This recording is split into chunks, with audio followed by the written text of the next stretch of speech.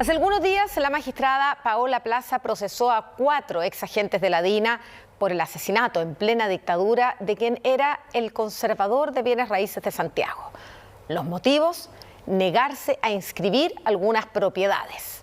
Hoy, en exclusiva, uno de sus familiares relata por qué Renato León Centeno no siguió las instrucciones de Manuel Contreras. Florencia Valenzuela, y Carolina Aliste tienen el siguiente reportaje.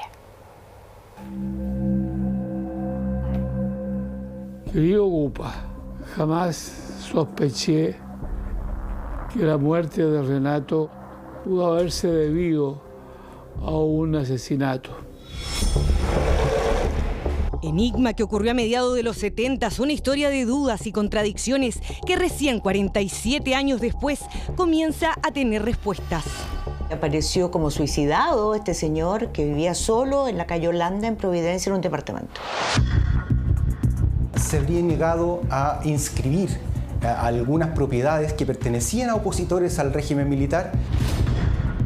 La adquisición de estos terrenos en la calle Talinay esconde una historia pocas veces antes contada, una trama de película. Su protagonista se llama Renato León Centeno, conservador de bienes raíces de Santiago, quien en 1976, sin jamás imaginarlo, terminó firmando lo que sería su sentencia de muerte.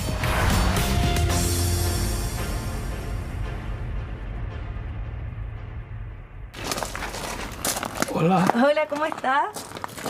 Muy viejo. Adelante, por favor.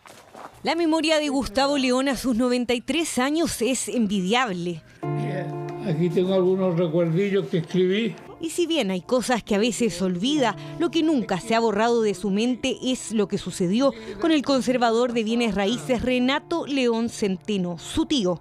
Pero para él un padre, dado que fue él quien lo crió después de que falleciera el suyo cuando tenía 15 años. Viví en su casa, él me acogió. Se preocupaba de mí y se preocupaba de mi futuro. Hasta que me puso en la escuela militar, donde conocí a varios de estos ciudadanos. Toda su familia era partidaria de la dictadura, como no, si su abuelo y otro tío habían sido militares. Pero Gustavo cuenta tenía enemigos en el ejército. Tras enterarse que estaba en una lista negra, partió rumbo a España. Era 1974.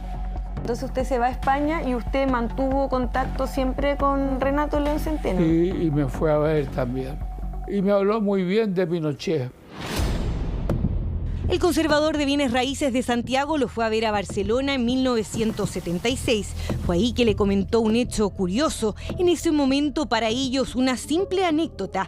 Un oficial del ejército había llegado a su oficina con unas escrituras. Me contó que un oficial de ejército le había dicho que su general, no especificó cuál, dijo: mi general tiene mucho interés en estas escrituras. Que podía ser Manuel Contreras también. Claro, era Contreras. El conservador estudió minuciosamente las escrituras de las propiedades, pero no lo convencían. La periodista Mónica González en aquella época investigó varias aristas de la dictadura. Dice que este episodio podría ser parte de las sociedades pantallas que tenía la DINA. Una de esas empresas es la sociedad 10 Lobos y compañía, que solo tiene propiedades. Propiedades que en algún momento pertenecieron a personas que fueron detenidas, ejecutadas o desaparecidas, y que la DINA se las arrebató. Según dicen, Renato León Centeno era un hombre muy correcto, derecho, estudió leyes en la Universidad de Chile, luego trabajó en el archivero judicial, hasta que en 1970 llegó a ser el conservador de Santiago. Ese oficial que le dijo que mi general tiene mucho interés en esto, volvió al día siguiente y le dijo: mire, no puedo inscribir esto, son totalmente anómalas, no son legales, no puedo inscribirlo. Esa fue su sentencia de muerte. años 70. Ese mismo año, en 1976, a puerta del toque de queda, Pinochet asistía al Festival de Viña, evento que mostraba lo mejor de Chile al resto del mundo. Señoras y señores, en este instante, arriba hasta el recinto de la Quinta Vergara, Su Excelencia el Presidente de la República. En ese mismo periodo, pero en Vitacura, en una casa en Locurro, el norteamericano Michael Townley, junto a su esposa, la escritora Mariana Callejas, desarrollaban un proyecto llamado Andrea, un plan tan siniestro que es investigado por años y que incluso ha inspirado series. Muchas gracias. Para mí es un honor haber recibido este galardón, que me ubica a la misma altura que grandes, enormes escritores. Al mismo tiempo que en la casa de Locurro realizaban tertulias literarias, en un lugar escondido funcionaba un laboratorio a cargo del agente de la DINA, el químico Eugenio Berríos. Ahí se fabricaba el famoso y mortal gas sarín. Que decían que era un arma de guerra, ¿no? Para la cuasi guerra con Argentina en el 78. Pero no se usó, pues. Se usó para como digo, asesinar a personajes molestos. Es más, en septiembre de ese año, Michael Townley tomó un avión rumbo a Estados Unidos. Llevaba con él un frasco del perfume Chanel número 5, pero lleno de gasarín. El objetivo, matar al ex canciller socialista Orlando Letelier. Nunca se supo por qué, pero finalmente lo mataron de otra forma. El vehículo terminó con su vida. De todos modos, eso no impidió que otras personas murieran a causa de este gas, considerado un arma química. A 2 meses de la muerte de Letelier, cuando el conservador Renato León Centeno estaba de visita donde su sobrino en España, comentó que se había sentido algo perseguido, pero jamás sospechó que estaba en peligro por no haber firmado las escrituras. Menos imaginó lo que pasaría cuando llegara de vuelta a Chile. Al revés, me manifestó de que el general Pinochet era tan honrado, tan honesto en sus cosas, que no lo habían presionado para nada. En cualquier otro gobierno de la democracia, algo me habrían hecho. Se lo hicieron después. En este departamento, ubicado en la calle Holanda, en la comuna de Providencia, vivía el conservador de bienes raíces. Tenía 69 años, era la madrugada, entre el 29 y 30 de noviembre. De manera inédita, 47 años después, a raíz de una querella interpuesta por la familia, hace algunos días, la magistrada Paola Plaza procesó a 4 exagentes de la DINA por el asesinato del conservador de bienes raíces. Sus nombres: Guillermo Salinas Torres, Pablo Belmar Lavé, Manuel Pérez Santillán y René Quiljot Palma, integrantes de la llamada Agrupación de Seguridad Adelantada Indirecta. Con el apoyo de la Brigada Quetropillán, de la cual formaban parte Michael Townley, Mariana Callejas, Eugenio Berríos, particularmente 4 de los sujetos que están actualmente procesados, se apersonan en el domicilio de la víctima. El conservador Renato León Centeno abre la puerta. Ahí es conducido a la fuerza hasta su dormitorio. Lo amarran a su cama a la víctima, permiten previamente el ingreso de Eugenio Berríos y le hacen inhalar a la fuerza en una botella que tenía gas sarín.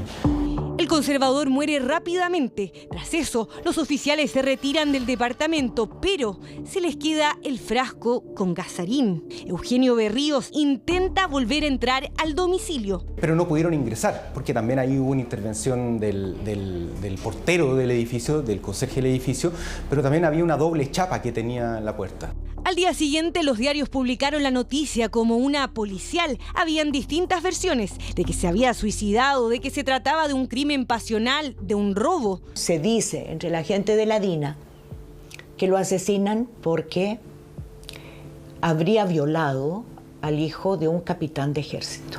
Las primeras sospechas fueron de que había líos de homosexuales y que eso había desembocado en un ataque a Renato León.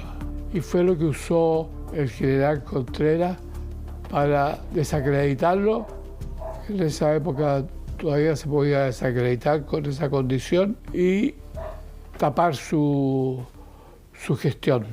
La familia que vivía en Chile creyó que había muerto de un ataque cardíaco. Eso le dijeron a Gustavo, que aún vivía en España, y también al hermano del conservador, que vivía en Estados Unidos. ¿Quién lo encontró en el departamento? La empleada. La empleada que llegó por la mañana y lo encontró ahí muerto. Un año después, en 1977, Gustavo viajó a Chile. Alojó precisamente en el departamento de su tío o casi padre, el conservador. Afirma que prácticamente estaba todo intacto. No había signos de lucha, no hubo despojo. Solo se llevaron el maletín con las escrituras. Había dinero en dólares y en pesos. Y además en el velador, curiosamente, había un frasco, un perfume, pero no cualquiera. Y vi ese frasco ahí, decía Chanel número 5. Lo boté, lo hice desaparecer para evitar comentarios de la prensa que pudiera utilizarlo dada su condición de homosexual.